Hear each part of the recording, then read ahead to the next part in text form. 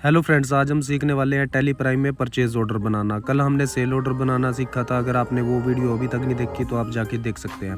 तो gateway of tally पे आके आपने सिंपली वी प्रेस करना है और वाउचर के अंदर आ जाना है। उसके बाद आपने यहाँ पे F10 प्रेस करना है और यहाँ पे आपको शो इन एक्टिव का ऑप्शन देखने को मिलेगा। तो सिंपली आपने इस पर क्लिक कर देना है या तो एंटर कर देना है।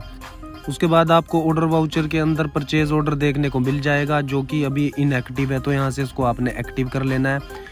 इस पे आपने आके सिंपली एंटर प्रेस करना है। जैसे ही आप एंटर प्रेस करोगे तो ये आपसे पूछेगा कि ये एक्टिव करना है, तो आपने यस कर देना है।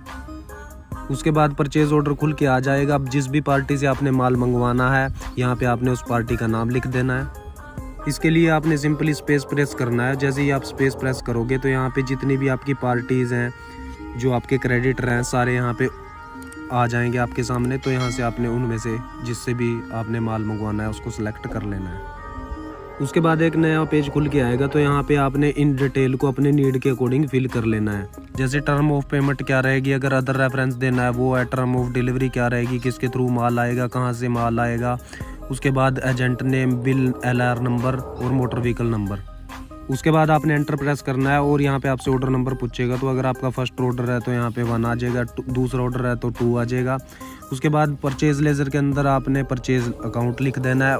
नेम ऑफ आइटम में आपने वो आइटम का नाम लिख देना है जो आप किसी से मंगाना चाहते हो, जिसका आप PO उसको भेजोगे।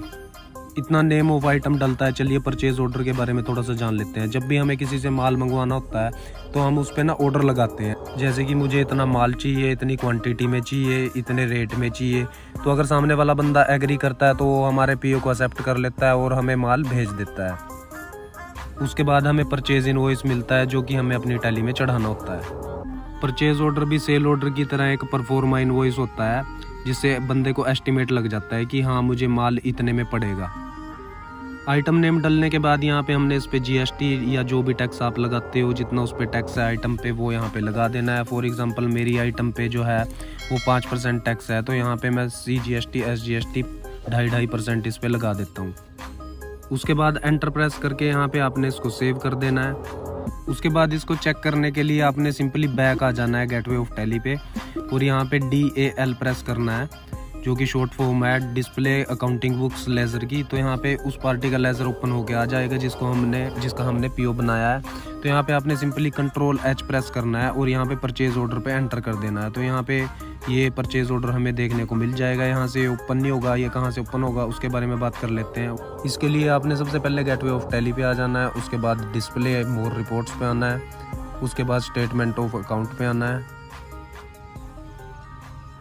उसके बाद स्टैटिस्टिक पे आना है।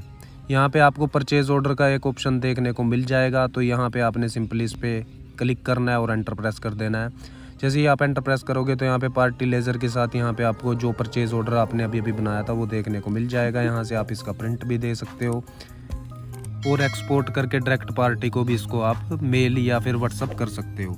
अगर वीडियो कहीं से भी हेल्पफुल लगी है तो आप इसे लाइक कर सकते हैं, शेयर कर सकते हैं और अगर चैनल पे नए हैं तो आप इसे चैनल को सब्सक्राइब कर सकते हैं। और अगर आपको किसी भी टॉपिक में टैली के दिक्कत आ रही है तो आप मुझे कमेंट बॉक्स में बताना, मैं जल्दी उस पर वीडियो बना दूंगा जिससे आपकी प्रॉब्लम सोल्व हो जाएगी।